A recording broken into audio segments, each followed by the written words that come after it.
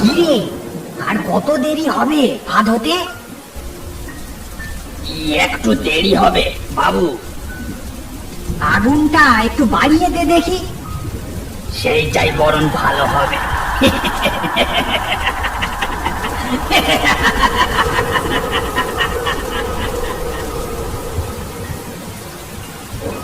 বকুলপুর গাঁয়ে মেলা দেখে ফিরে যাব এমন সময় প্রচন্ড ঝড় বৃষ্টি শুরু হলো।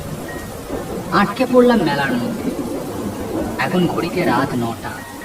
বৃষ্টিটা একটু ধরে এসেছে। ছাতা মাথায় দিয়ে বেরিয়ে পড়েছি কাছে স্টেশন উদয়নপুরের উদ্দেশ্যে। মেলায় দু একজনের মুখে শুনলাম রাত 10টায় শেষ ট্রেন।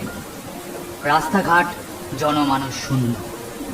ঝিরঝির করে এক নাগাড়ে বৃষ্টি হয়ে চলেছে।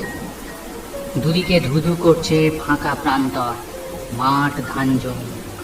ভেবেছিলাম বিকেল বিকেল ফিরে যাব, তাই টর্চ আনা হয়নি। ছাতাটা ছিল এই যা ভাগ্যি। অন্ধকারে জল কাদা মারিয়ে হেঁটে চলেছি সামনের দিকে। স্টেশনের কাছাকাছি আসতে দেখলাম দূরে প্ল্যাটফর্মে ট্রেন ঢুকে গেছে। এটাই শেষ ট্রেন। মিস হলে যে কি হবে কে জানে। ছাতা বন্ধ করে এক প্রকার দৌড়াতে শুরু করলাম। দৌড়াতে দৌড়াতে স্টেশনের কাছে পৌঁছাতেই ট্রেনটা হুইসেল দিতে দিতে ছেড়ে দিল। সিঁড়ি ভেঙে যখন যখন স্টেশনের উপরে এসে দাঁড়ালাম, তখন ট্রেন রীতিমতো গতিতে স্টেশন ছেড়ে বেরিয়ে যাচ্ছে। ট্রেনে ওঠার আর কোনো উপায় নেই। চোখের সামনে দিয়ে রাতের শেষ আশাটুকুও যেন চলে গেল। আবার ছাতা খুললাম। জনমানবহীন স্টেশন। সামনে দিয়ে ট্রেন চলে যাওয়ায় নিরাশা এবং হাজারো প্রশ্ন মনে ভিড় করে আসতে লাগলো। এখন রাত্রে কোথায় থাকবো? স্টেশনে যে রাত কাটাবো, স্টেশনের মাথায় কোনো ছাউনি নেই, ন্যাড়া স্টেশন। সামনে স্টেশন মাস্টারের ঘর, সেখানে একটা লণ্ঠন জ্বলছে। সামনে এগিয়ে গেলাম। ঘরের সামনে গিয়ে গলা তুলে ডাক দিলাম, ভিতরে কেউ আছেন? আমি বড় বিপদে পড়েছি, ভিতরে কেউ আছেন? বৃষ্টির ঝিমঝিম সুর ছাড়া আর কারোর কোনো সাড়া পাওয়া গেল না। বোকার মতন সেখানে কিছুক্ষণ দাঁড়িয়ে রইলাম। তারপর কোনো উপায় না দেখে স্টেশন থেকে বাইরে বেরিয়ে এলাম। বাইরে বেরিয়ে লক্ষ্য করলাম স্টেশনের একেবারে শেষের দিকে টিম টিম করে আলো দেখা যাচ্ছে। সেই দিকেই এগিয়ে গেলাম।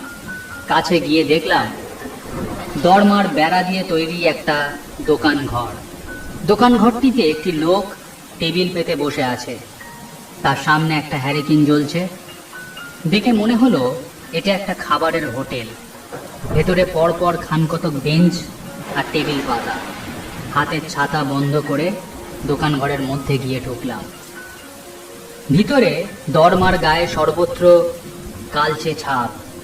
ভিতরে বসে থাকা লোকটা ব্যস্ত হয়ে বলল, আসুন বাবু, এটা ভাতের হোটেল। এই এলাকার লোক বলে পঞ্চুর হোটেল। সেই দুপুরে খেয়েছিলাম, খিদেও পেয়েছে। একটুক্ষণ চিন্তা করে নিয়ে বললাম, কি খাবার পাওয়া যাবে? বাবু, ভালো মাছ আছে। মাছ? কোনো চিন্তা করবেন না বাবু, আমার হাতের রান্না যে একবার খায় সে আর কখনো ভোলে না। ঠিক আছে, তাহলে মাছ ভাত দাও। আপনি হাত ধুয়ে বসুন, আমি ব্যবস্থা করছি। ছাতা নামিয়ে রেখে হাত ধুয়ে আমি টেবিলে গিয়ে বসলাম। মিনিট খানেকের মধ্যেই এক প্লেট ভাত, ডাল, আলু ভাজা, মাছের ঝোল সাজিয়ে দিল টেবিলের ওপর। সেই দুপুরে খেয়েছিলাম। জামার হাতা গুটিয়ে পরম তৃপ্তি ভরে খেতে শুরু করলাম।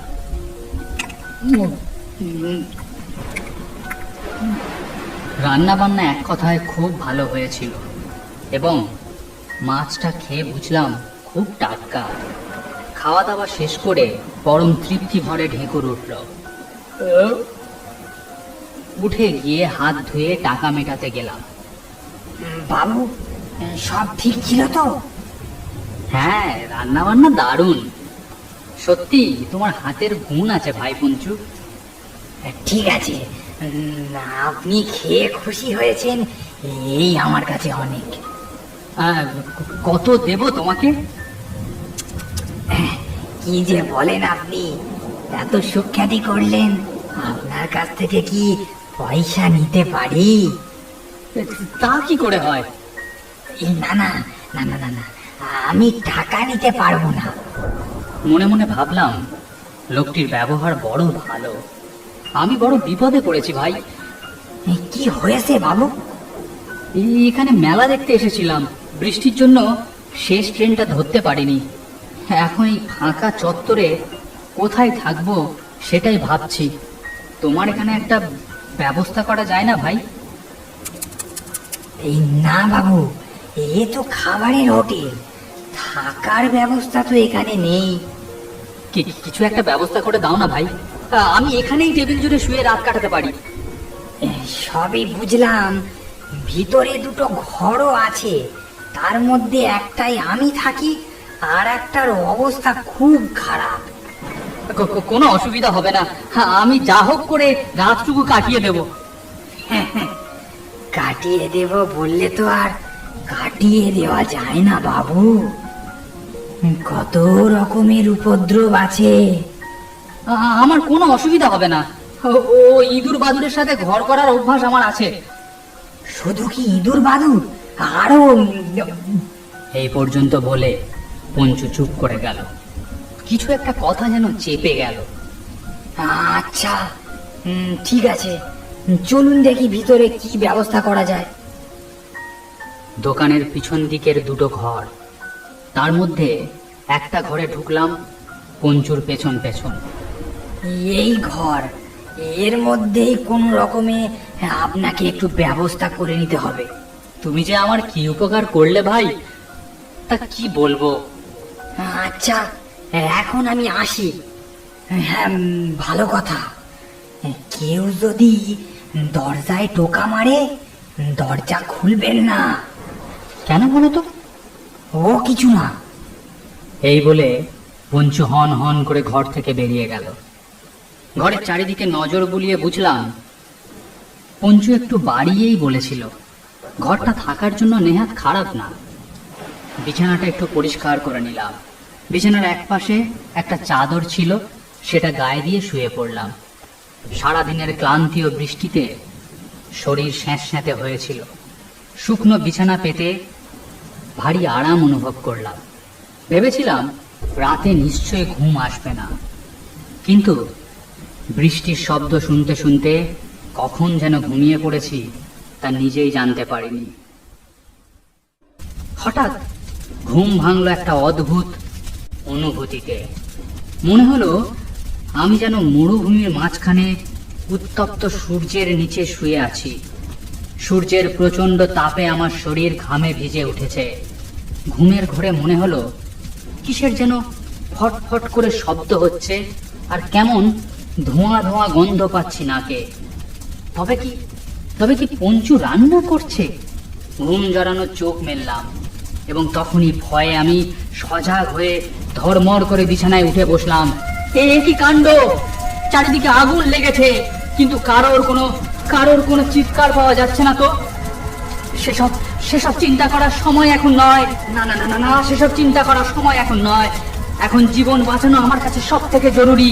বিছানা থেকে নেমে যাব এমন সময় দেখলাম আগুন চারিদিকে দ্রুত ছড়িয়ে পড়ছে চারিদিকে ঝলসে যাওয়া দরমার ফাঁক থেকে অনেকগুলো কঙ্কাল উঁকি মেরে হাসছে। এই দৃশ্য দেখে ভয়ে আমার শরীর কাঁপতে লাগলো, চক্ষু বিস্ফারিত হয়ে বাইরে বেরিয়ে আসতে চাইলো। এরই মধ্যে সামনের দরজার কাছে দাঁড়িয়ে থাকা কঙ্কালটি খিলখিল করে হেসে বলল,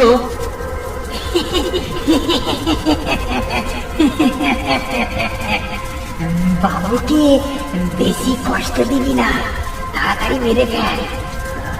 গলাটা শুনে বুঝলাম এই কঙ্কালটাই পঞ্চু। বাবু ঠিক আছে তো? আমার মুখ থেকে কথা সরলো না। কোনো অসুবিধা হবে না, খানিকক্ষণের মধ্যে সব পুড়ে ছাই হয়ে যাবে, আপনিও।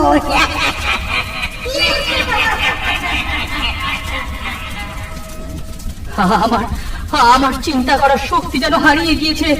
দরমার ফাঁক থেকে একটা কঙ্কাল কর্কশ গলায় বলল, এখানে যে আসে তাকে মরতেই হয়, পঞ্চুর হোটেলে যে খায় সেই পুড়ে ছাই হয়ে যায়।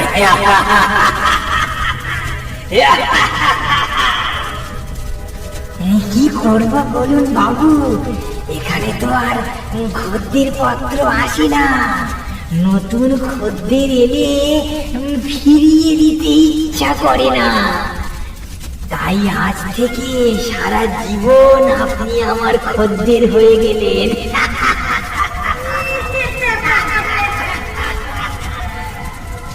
আমি আমি আর কিছু ভাবতে পারলাম না।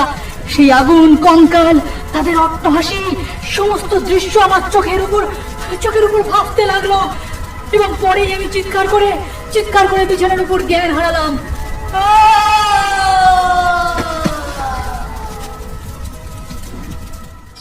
সকালে কার যেন ডাকে ঘুম ভাঙলো। ও মশাই, মশাই! ধড়মড় করে উঠে বসে দেখলাম একটা ফাঁকা জায়গায় কিছু পুড়ে যাওয়া দরমা আর বাঁশের মাঝে আমি বসে আছি। তাড়াতাড়ি করে উঠে দাঁড়ালাম। আপনি এখানে শুয়েছিলেন কেন? আমার গলা শুকিয়ে আসছিল, মাথার ভিতর সব ওলট পালট হয়ে যাচ্ছিল। তাও সমস্ত ঘটনা তাকে বললাম। শুনতে শুনতে লোকটির মুখে ভয়ের ছাপ স্পষ্ট হয়ে ফুটে উঠল। তারপর সে আমাকে এক অদ্ভুত কাহিনী বলল। আজ থেকে বছর 5 আগে এখানে পঞ্চুর হোটেল ছিল। পঞ্চুর খুব ভালো রান্নার হাত ছিল, আর দোকানটা রেল স্টেশনের কাছে হওয়ায় ভালোই চলতো।